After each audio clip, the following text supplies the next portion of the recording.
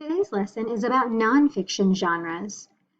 We're going to talk about 3 different nonfiction genres, and we'll explain some of the characteristics of each of the genres and provide some examples of each one. The first one is probably the one we are most familiar with. One genre of nonfiction text is informational text, in which the author gives information about a specific topic or idea.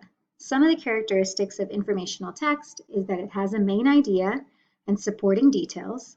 It includes only facts and real information, often provided by experts. The very beginning of an informational text usually has a table of contents, which tells you the kinds of topics discussed within the text.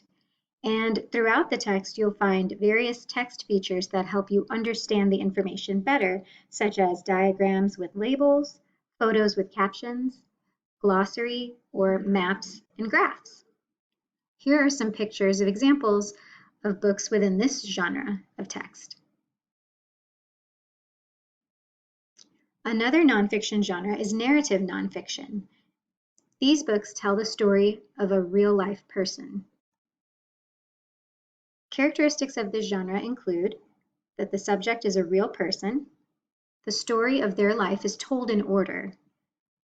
It includes information about the person's childhood, education, and accomplishments, and it's often written by someone who has done a lot of research about the subject. Here are some pictures of narrative nonfiction books. And the last genre of nonfiction that we're going to discuss today is procedural text.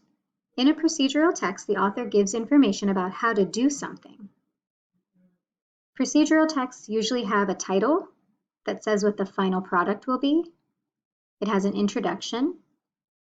It includes a list of materials that the reader will need in order to follow the directions, and then, of course, some step-by-step directions for the reader to follow.